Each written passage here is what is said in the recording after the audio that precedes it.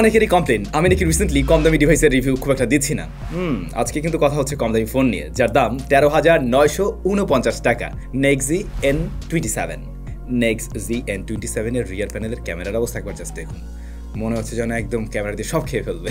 যদি বা এখানে আমি দুইটা সেন্সর দেখছি আর কি, বাকিগুলো ফ্ল্যাশ লাইট টাইট এরকম। তবে এই কালার ভেরিয়েন্ট আমার কাছে বেশ ভালো লেগেছে। ইভেন এটার মনে হয় আরও একটা কালারে পাওয়া যায়। আর রিয়ার প্যানেলটাও একটু ফ্রস্টেড হওয়াতে দেখতে ভালো লাগছে। এরকম প্রাইস পয়েন্টের ফোন অনুযায়ী ডিজাইনটা হয়তো অনেকের কাছে ভালো লাগতে পারে। ক্যামেরার মডিউলটা কেমন লাগলো আপনারা কমেন্ট করে জানাবেন তো।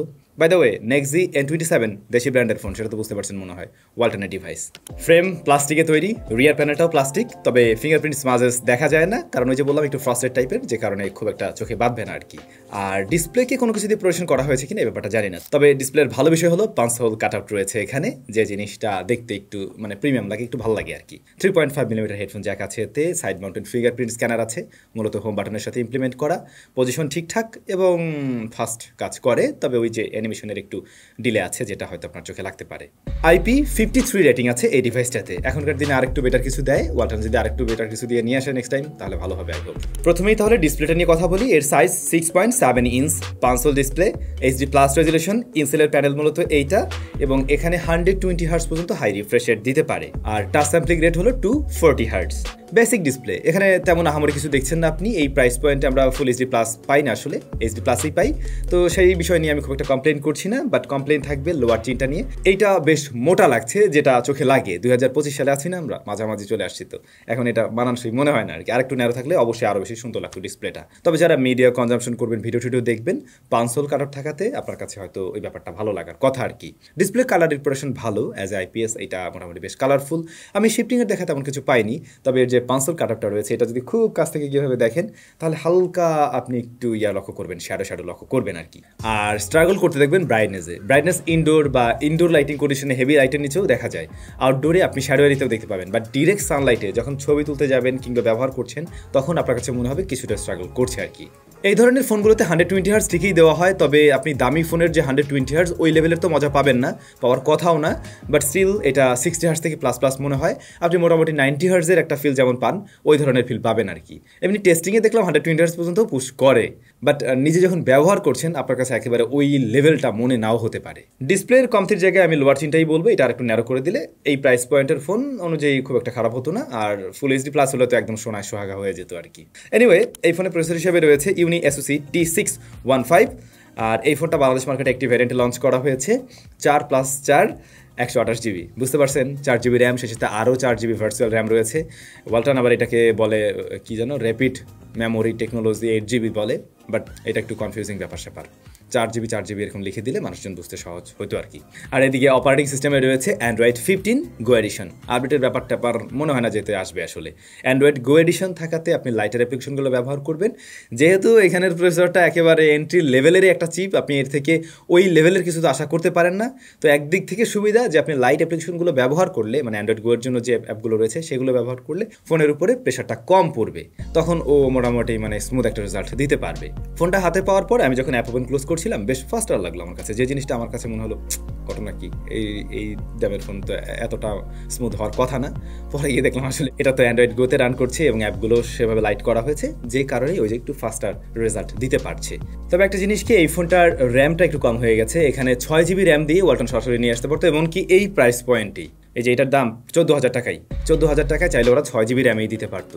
ওই র্যাপিড মেমোরি, ভার্চুয়াল র্যাম ওগুলো থাকতো না থাকলেও সমস্যা নেই, বাট 6GB র্যাম থাকলেই ওইটা বরং আরও কাজে দিত। সেক্ষেত্রে আমরা মাল্টিটাস্কিং আর একটু বেটার রেজাল্ট পেয়ে যেতাম এই ডিভাইসটাতে।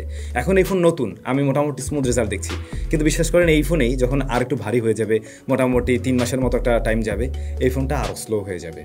তো র্যামটা এখানে একটু বেশি থাকলে ওই সুবিধা পাওয়া যেত। আপনাদের উদ্দেশ্যে আমি এক্ষেত্রে বলবো কিছু ব্লোটওয়্যার আছে, এগুলো প্রয়োজন না হলে আপনি আনইনস্টল করে নেন।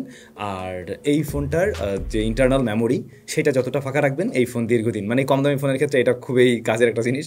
আপনি যত বেশি ফাঁকা রাখবেন, লং রানে গিয়ে দেখবেন যে ও ভালো রেজাল্ট দিতে পারছে আর কি। যদি কারো এমন চিন্তা ভাবনা থেকে থাকে আমি এই ফোন দিয়ে তো গেমিং করে ফেলবো, একদম নাও, ওরকম কিছু তো হচ্ছে না। আপনি এটা দিয়ে জাস্ট 2D টাইপের গেমগুলোই প্লে করতে পারবেন এবং ওই বসে আছেন কোথাও, তখন আস্তে আস্তে খেললেন আর কি, এটুকুই। পারফরমেন্স সেকশন একেবারেই অ্যাভারেজ এই প্রাইস পয়েন্টের, এমনকি এর থেকে একটু কম দামি ডিভাইসগুলো তো আমরা এই ধরনের পারফরমেন্সই দেখি আসলে। ক্যামেরায় রিয়ারে আসলে দুইটা শুটার রয়েছে, তবে মেইন শুটারটাই কাজের 50 মেগাপিক্সেলের, এর পাশাপাশি আর একটা সেন্সর আছে, অক্সিলারি সেন্সর মেবি, আর ফ্রন্ট ফেসিং ক্যামেরাটা হচ্ছে গিয়ে 8 মেগাপিক্সেলের। যে বিষয়টা নোটিস করলাম, ম্যাক্সিমাম ক্লিকেই ডিলাইট কন্ডিশনে হাইলাইটটাকে ব্যালেন্স করতে গিয়ে একটু হিমশিম খায়, হেভি এক্সপোজার এরিয়াগুলো খুব একটা ভালোভাবে ব্যালেন্স করতে পারছে না আর কি। ডাইনামিক রেঞ্জ হ্যান্ডেলেও কিছুটা অভাব আছে, তবে যদি লাইট একদম অনুকূলে থাকে, সব কিছু ঠিকঠাক, তখন আপনি আউটপুটগুলো ভালো পাবেন বা ব্যবহার উপযোগী পাবেন। হেভি হার্শ লাইটিং কন্ডিশনে খুব একটা ভালো ছবি দিতে পারছে না এই ফোনটা। আর ছবিগুলো মনে হলো আরেকটু প্রাণবন্ত, আরেকটু কালারফুল হলেই বরং বেশি ভালো লাগতো। কিছু কিছু জায়গায় আবার একটু কন্ট্রাস্টেও লাগছিল, বিশেষ করে লো লাইট এরিয়াগুলোতে। লো লাইটে আবার সফট করে ফেলে, এটা একটা ঝামেলা। বাট প্রপার লাইটিং কন্ডিশনে লাইট যদি একদম যেটা বললাম একেবারে অনুকূলে থাকে, তখন গিয়ে এর আউটপুট আপনি কাজে লাগাতে পারবেন। এর চাইতে বোধহয় আরেকটু বেটার ক্যামেরা ফোন এই প্রাইস পয়েন্টে খুঁজলে পাওয়া যেতে পারে। পোর্ট্রেট মোড আছে অবশ্যই, এজ ডিটেকশনে তো এই ধরনের কম দামি ফোনগুলোতে টুকটাক মিসম্যাচ পাবেন, সেই সাথে ব্যাকগ্রাউন্ড ব্লারনেসটাও আপনার কাছে অতটা ন্যাচারাল লাগবে না, ওই ভাইবটা আমি এখানে পাচ্ছিলাম আর কি। ফ্রন্ট ফেসিং ক্যামেরাটা 8 মেগাপিক্সেলের, ভিডিও কলিংয়ের জন্য ঠিক আছে, এমনকি এটা মোটামুটি প্রাইস পয়েন্টের বেশ কিছু ডিভাইস থেকে বেটার রেজাল্ট দিচ্ছে আর কি। তবে কালারের শিফটিং পাবেন আপনি বেশ ভালোই, স্কিন টোনটা একটু অন্যদিকে নিয়ে নেয়, এইটুকুই যা, এর বাইরে ওকে। ওয়ালটনের এই ফোনটা মোটামুটি ব্যালেন্স করা ট্রাই করছে, তো ক্যামেরায় আমি আরেকটু বেটার কিছু আশা করছিলাম।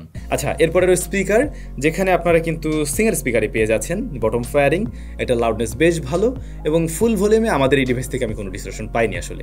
আবার ইয়ারপিসের সাউন্ডের কোয়ালিটিও ঠিকঠাক পেয়েছি। ব্যাটারি আছে 5000 mAh এবং 18 ওয়াটের চার্জিং সিস্টেমটা আপনারা বক্সে পেয়ে যাচ্ছেন। এই কম্বো আবার ভালো করছে যে অ্যাটলিস্ট 18 ওয়াট দিয়েছে।